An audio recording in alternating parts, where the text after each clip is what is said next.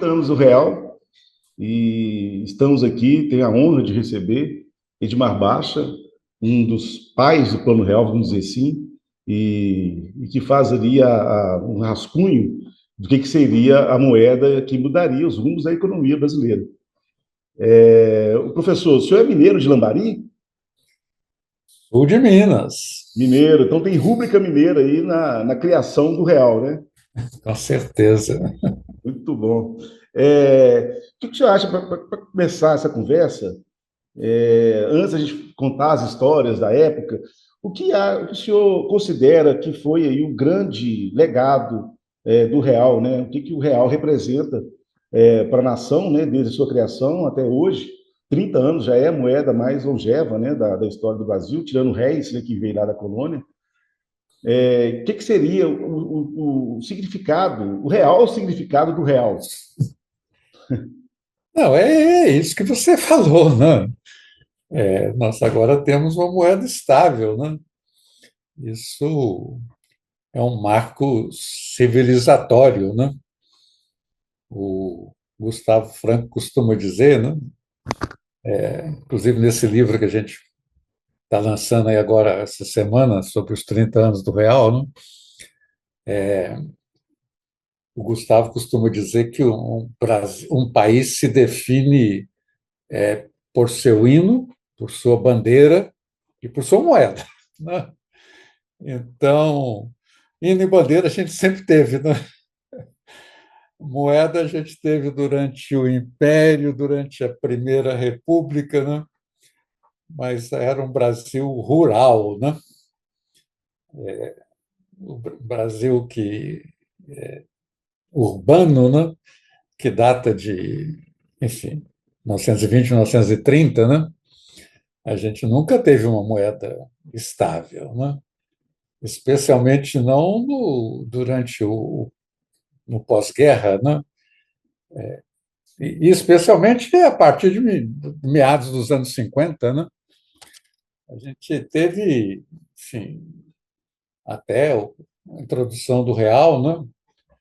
30 anos de inflação muito elevada, a mais elevada do mundo, né? Nesse período computado como um todo, né? Nesse sentido, a gente não tinha uma característica básica, né, da nacionalidade, né? E, e eu acho que mais importante que falar em nação, né, na verdade, para mim, é a questão do poder de compra da população. Né? A alta inflação que a gente teve durante tanto tempo, né, é um desrespeito, né, à cidadania, né? Porque a coisa mais importante que existe para qualquer um de nós, né, é a capacidade de que, a partir dos nossos salários, dos nossos rendimentos, né, a gente consiga comprar coisas estavelmente. Né? E isso a gente não teve, né, durante tanto tempo na nossa geração aqui. Né? Previsibilidade, Tô né? vendo os seus cabelos brancos, estou entendendo que você também conviveu com a alta inflação Eu antes de lembro muito bem. 94, até 94. Né? Você sabe, professor, que se a gente pegar, né, os dados do censo de 2022, a gente considera aí que 40% da população brasileira hoje não era, ou nasceu no ano de 94 ou depois, né? Então nem lembra, né? 40% da população brasileira, a gente está falando de quase 100 milhões de pessoas que não fazem ideia do que era aqueles tempos, né? E até em função disso, né, a hiperinflação já vinha um trauma muito grande, e na geração do real, no plano, na concepção que o senhor estava à frente, junto com alguns notórios economistas, né, muitos lá da PUC-Rio, é, enfrentava essa certa desconfiança. Né? Será que é mais um plano que vai dar certo, mais um plano econômico, mais uma moeda que está fadada ao fracasso? Eu imagino que esse tenha sido o principal desafio, né? Romper também a desconfiança que tinha de planos que ocorreram anteriormente não tão bem sucedidos, né, que foram um fracasso. Então, eu imagino que esse fantasma da hiperinflação, até nos trabalhos seus, tenha tido um peso muito grande. Né? O dragão, né? Os chargistas faziam o dragão da inflação na época, né? É, eu acho que é outro mundo, né? existe uma economia brasileira pré-94 e tem a economia brasileira depois de 94, né? Nós continuamos com desafios muito importantes aí, né? Mas dois deles, né, não mais existem. Né? Um é alta inflação. Eu estou falando de alta inflação do jeito que a gente tinha antes. Né? Obviamente, a inflação que a gente tem hoje em dia, de 4%, incomoda. Né? Uhum. E estamos com muita dificuldade de fazer convergir para 3%. Né? Mas 3%, né, antes do Plano Real, era a inflação que a gente tinha em 3 dias. Né? Então, a inflação anual era 3.000%. Nossa. Né? Então, é outro mundo. Né? E, e a gente tem que lidar agora com os problemas que a gente tem, mas sabendo que essa estabilidade relativa, né, ela virou eu não sei, virou algo fundamental para a vida dos brasileiros. Né? Não há como pensar, né, que algum político populista que seja, de esquerda ou de direita, né, vá mexer com os fundamentos, né, a ponto, fundamentos econômicos, né, a ponto de provocar uma inflação do tipo que a gente teve no passado. Né? É verdade. Me conta um pouco da história, o professor. Como é que foi a montagem do time, os convites que foram feitos? Eu li uma entrevista do senhor há um tempo, o senhor contando a história do rascunho num papel azul, num quarto de hotel. Me conta Certo? um pouco como é que foi isso, o primeiro contato que teve, assim, como é que surgiu a ideia do real mesmo, como é que é o embrião, como é que foi todo esse contexto? Não, a ideia em si, né, já era antiga. Né? Ela essa alternativas para poder estabilizar a economia sem praticar o arroxo monetário e o arroxo salarial, que eram característicos da ditadura, né? Que nós tivemos entre 1964 e 1995, né? 21 anos de ditadura. Né? Na PUC, no final dos anos 70, no início dos anos 80, na perspectiva da redemocratização do país, né? O nosso grupo, o PUC Rio, estou falando, Uhum, se dedicou à análise de alternativas. Né? E dali saíram duas propostas, estou falando em termos de ideias. Né? Uma uhum. era chamava choque heterodoxo, né? Era do Chico Lopes, e que foi aplicado muito mal aplicado no plano cruzado. E o outro era a ideia de uma reforma monetária, né? Que a partir de trabalhos do Pércio Arida e do André Lara Rezende, né? E que, eventualmente, com muitas modificações, foi aplicado no plano real. Né? Então, as ideias estavam lá. Né? O que a gente não tinha era poder. Né? Uhum. E o poder apareceu quando Fernando Henrique foi nomeado pelo Itamar ministro da Fazenda. Né? E, a partir da nomeação dele como ministro da Fazenda, e primeiro um pequeno grupo, mas depois, em agosto, o grupo inteiro, né? Da PUC, né? Agosto de 1993. Agosto de 93, claro, quando o Uhum. Fernando Henrique entrou em maio. Né? Mas Uhum. a equipe se compôs em agosto. Né? Estou falando a equipe inteira, éramos Pedro Malan, eu, Winston Fritz, Gustavo Franco, que entramos antes, e em agosto entraram, quer dizer, Pedro Malan veio de Washington para ser presidente do Banco Central e o André Lara Rezende se ocupou da negociação da dívida externa, que o Pedro fazia, e o Pércio Arida entrou como presidente do BNDES. Né? Então, todo mundo ali, né, tinha duas características: éramos todos da PUC do Rio, né? Portanto, nos conhecíamos muito bem, né? E já tínhamos conversado muito sobre essas questões antes. Né? E a outra característica é que estávamos todos associados, de uma forma ou de outra, ao PSDB, né? Uhum. Ao partido do Fernando Henrique Cardoso, e, portanto, ali havia uma união da técnica com a política que foi fundamental para, não somente para a concepção, porque a concepção já estava, como eu disse, né? Para a implementação do Plano Real da forma que ele foi feito. Uhum. E aí a história do rascunho? Foi ali que nasceu o RV, por exemplo?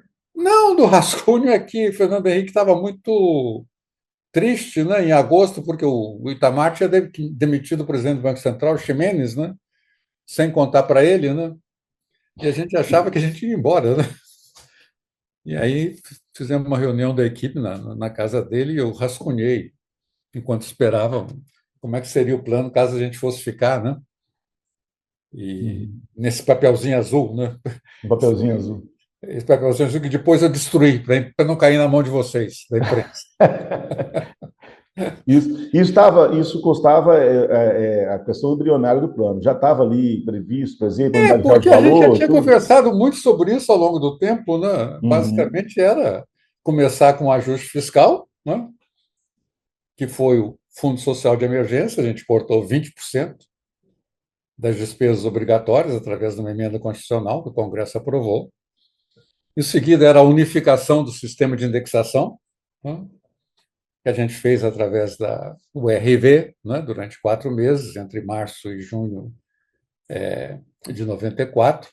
E, em seguida, a introdução do real ancorado no dólar, né? E era isso estava o papelzinho azul estava lá, foi isso que a gente fez. Pois é.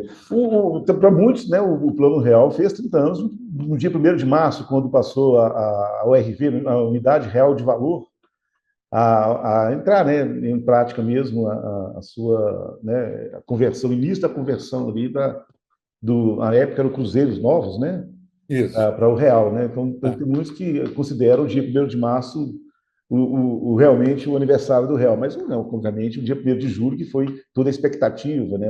Aquela reunião política dos ministérios lá com o Itamar presidindo, o discurso dele, que eu imagino que vocês tenham ajudado a escrever, é isso, né? Não, claro, quer dizer, o real teve essa característica, né? Como não era, ele não envolvia congelamento, né? Uhum, Ele envolvia era uma urvização, né? E uma urvização baseada, uma RV era igual a um dólar, né? uhum. Então, era uma organização baseada no dólar, né? E, portanto, ele podia ser pré-anunciado, como ele foi, né? Ao contrário de congelamento, que você não pode anunciar, né? E outra característica importante do plano foi que outra característica importante do plano é que ele foi negociado com o Congresso, né? Todas as etapas, né? Primeiro, o ajuste fiscal, né?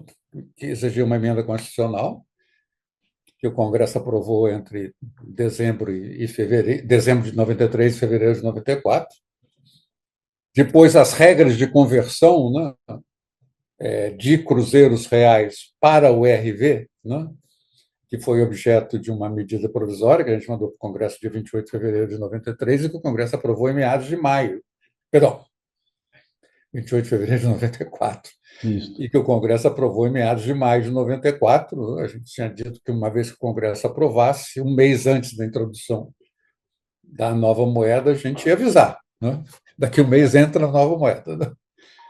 Inclusive, porque a gente precisava saber, porque o Exército era que estava encarregado de distribuir as notas. Né? Verdade. É. Então, havia um problema importante aí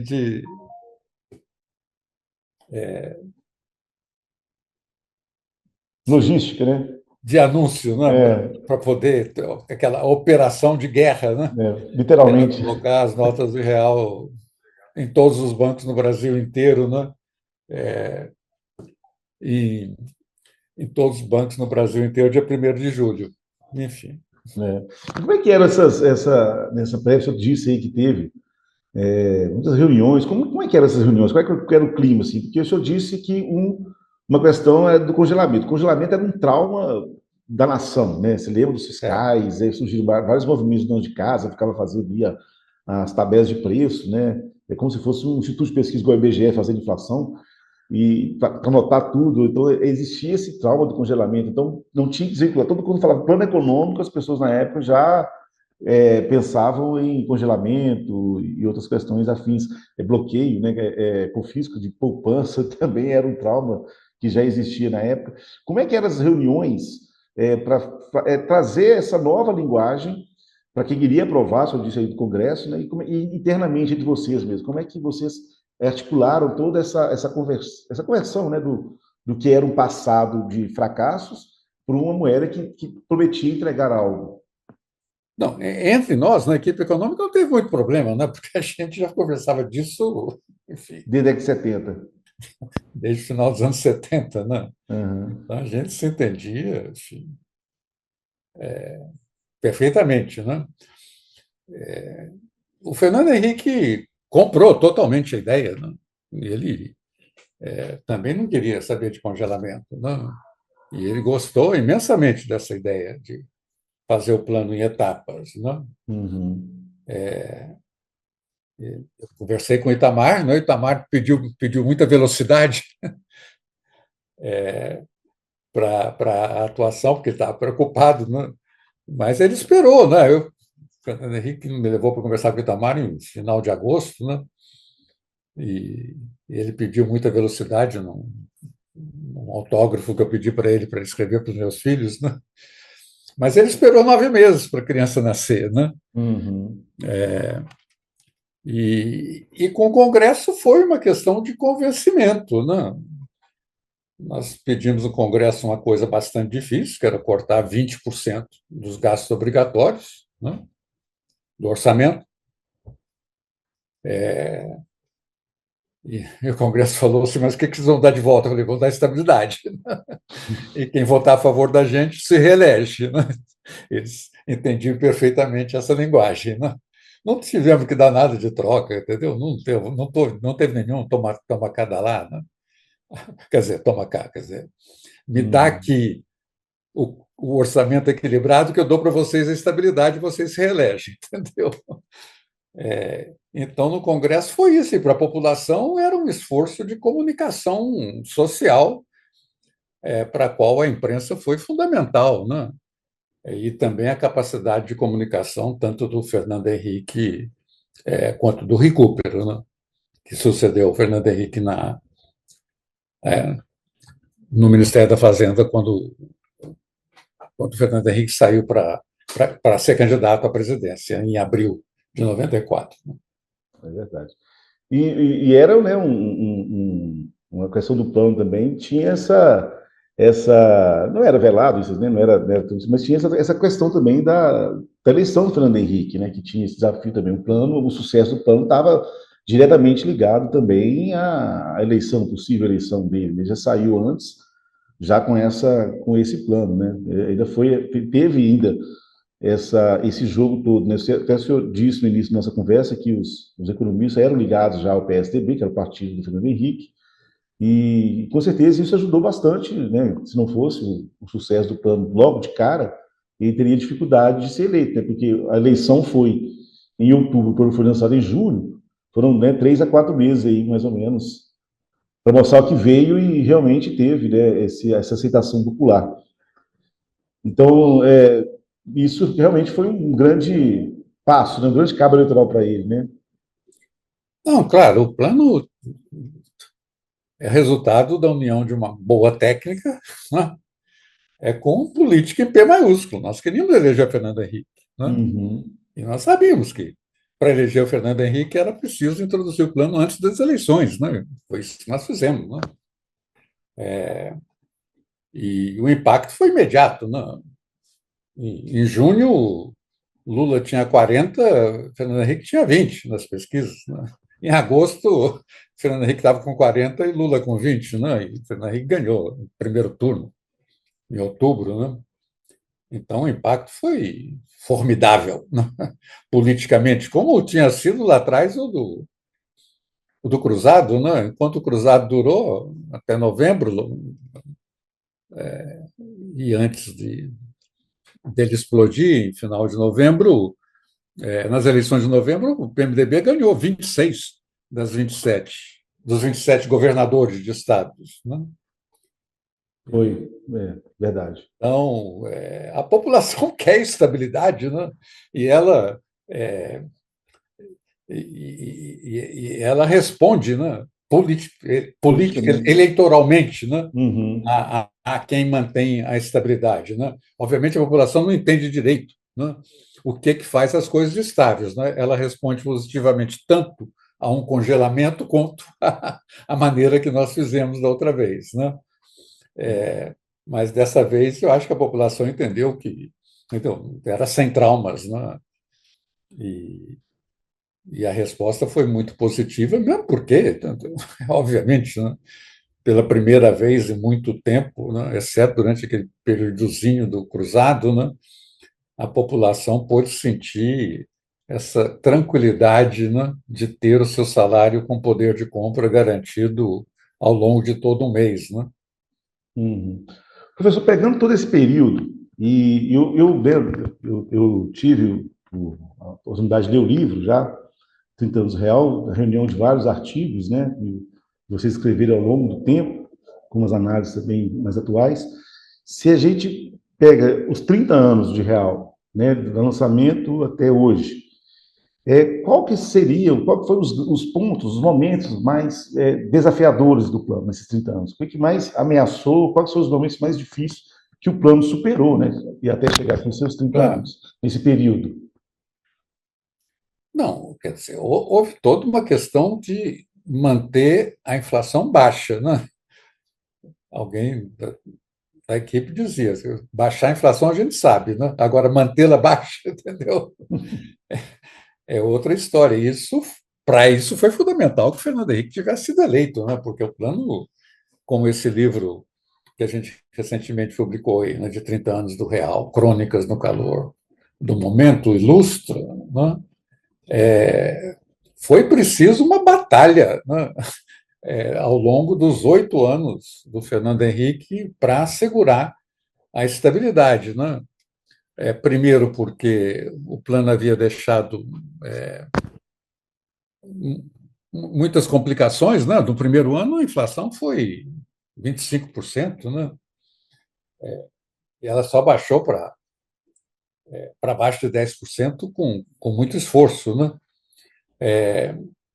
E isso numa situação externa muito desfavorável, né? Teve a crise do México em 95, teve a crise da asiática em 97, teve a crise russa em 98, né? Então o plano enfrentou muitos percalços, né? Não somente para as reformas internas, né, que o Fernando Henrique promoveu ao longo de sua gestão, né, mas também para enfrentar dificuldades no plano externo, né?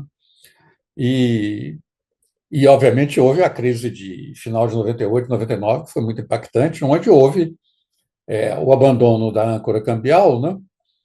E a instituição posterior do chamado tripé macroeconômico, né? Baseado em superávit fiscal, né? Câmbio flutuante e uma política monetária voltada para a consecução de metas inflacionárias pré-fixadas, né? Política de meta, né? Que garantiu a sobrevivência do plano. Né? Essa passagem foi crítica, né? De Uhum. 98 para 99. Outra passagem crítica foi a entrada do Lula no governo, né? O que o mercado financeiro internacional esperava que o Lula ia dar cano na dívida. Né? E como estava escrito no programa do PT. Né? Verdade. E foi um opositor ao plano, né, desde das discussões no Congresso, né, lá atrás, né, em 93, 94, né, professor? Tanto ele quanto o Bolsonaro, né? Foram quem votou É, contra, né? foram contra os dois, né, que hoje estão aí mais em voga, Sim. foram contra o plano real, é Então verdade. havia essa questão, né? Quer dizer, quando o Lula entrar, o que, é que vai acontecer? Não aconteceu nada. Né? O Lula se comportou muito bem durante os primeiros anos, né?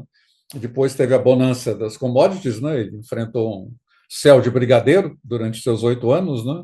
E Uhum. isso ajudou na estabilização do plano. Aí entrou a Dilma, até quando as commodities ajudaram, a Dilma foi bem, quando as commodities fraquejaram em 2014 e ela continuou achando que estava tudo bem e fez uma política maluca, né? Tentou, tentou derrubar o tripé, né? Substituindo pela, como é que chamava? Não sei o que macroeconômico, né? Enfim. É. E aí ela foi derrubada, né? Porque deixou a inflação ir para 10%, né? Também, né? Uhum. Demonstrando mais uma vez que político não pode brincar com a inflação no Brasil, porque o povo responde nas urnas, né?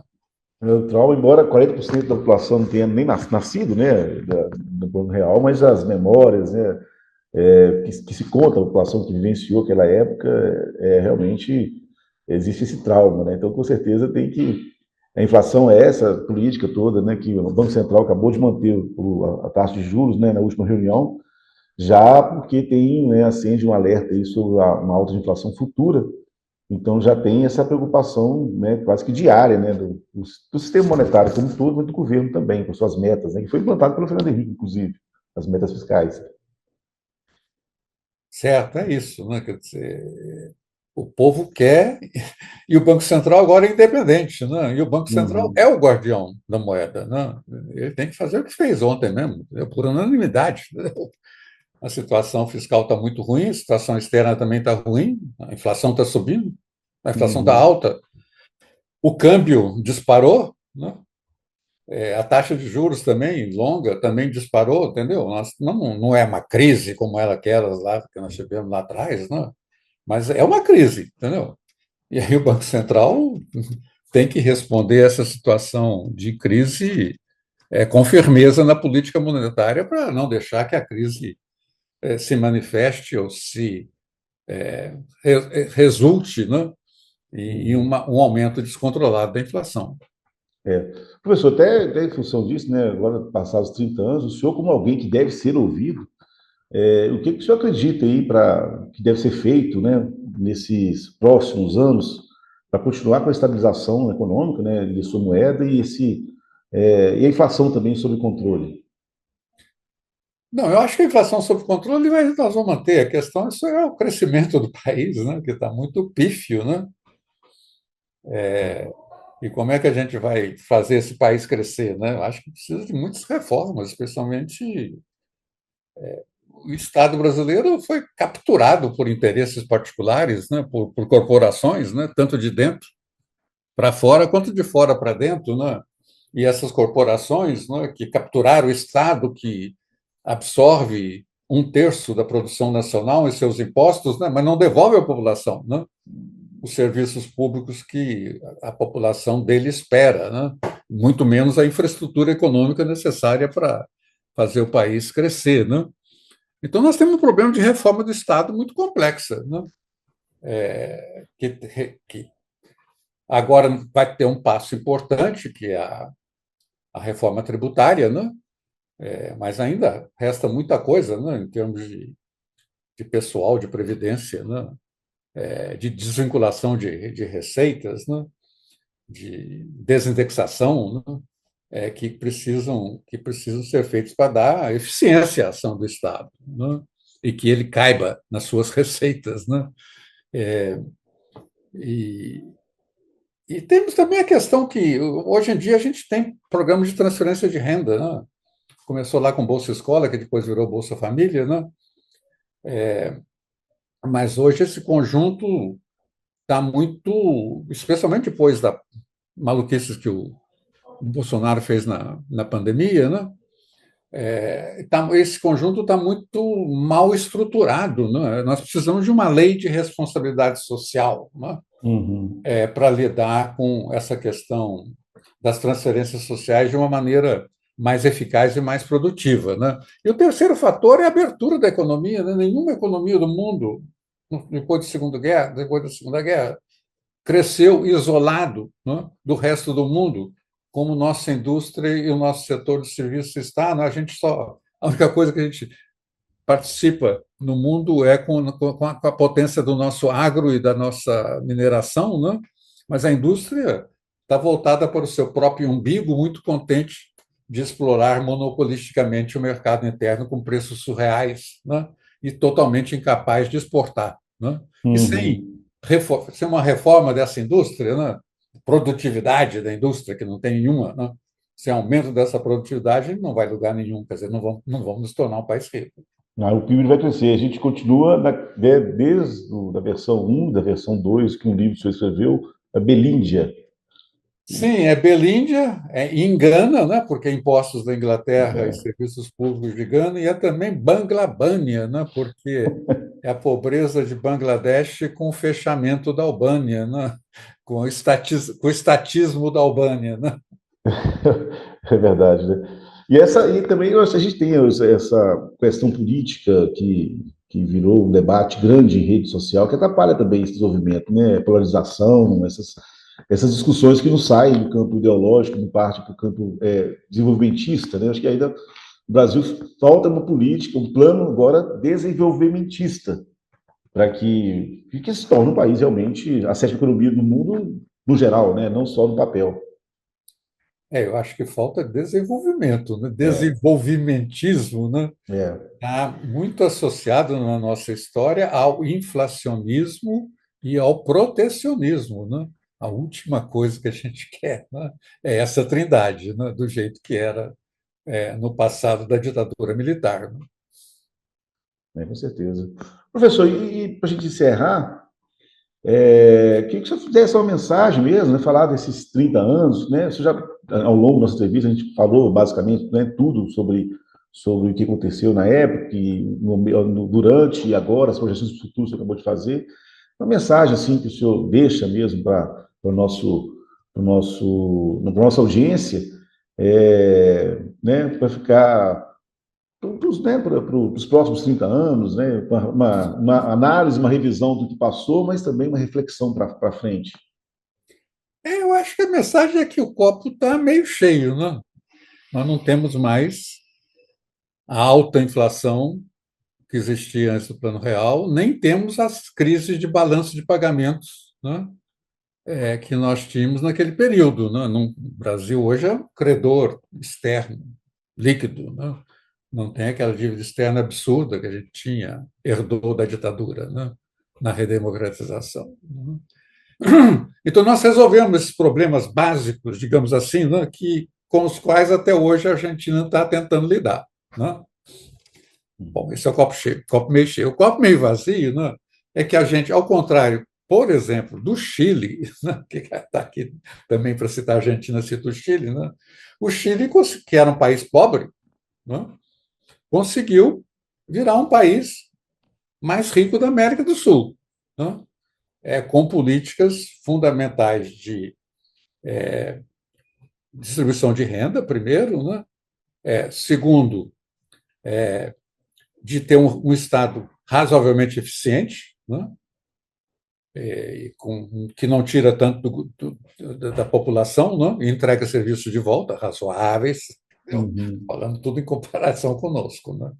E, e integrado ao mundo, né? Totalmente. A economia chilena é totalmente aberta ao mundo, né? O que nós não somos. Né? Então, há essas tarefas, né? Pela frente, fazer uma melhor adequação dos programas de transferência de renda para lidar com Belíndia, fazer uma reforma do Estado para lidar com Bangalbânia, né? e, e fazer a abertura do comércio, perdão, para a reforma do Estado para lidar com a Engana, né? E uma abertura para o exterior para lidar com a Bangalbânia. Né? Isso aí ficou para a próxima geração se dedicar. Tem que ter muito desafio, né? Com certeza. Maravilha. Mas são de uma ordem digamos assim, de uma ordem de magnitude mais complexa, né? Do que aquele. Complexidade não quer dizer que sejam difíceis, né? Sim, sim. Os nossos desafios eram, entre aspas, mais simples, né? Porque todo mundo já tinha resolvido no mundo, exceto nós aqui na América Latina, né? Que era inflacionismo e balança de pagamento e crise da dívida externa. Né? Simples nesse sentido. Né? Agora são não, simples nesse sentido que os outros tinham resolvido, mas eram difíceis. Né? Uhum. Agora são mais complexos. Né? E são mais difíceis no sentido de que muitos poucos países conseguiram virar países ricos. Né? E essa tarefa nós temos pela frente.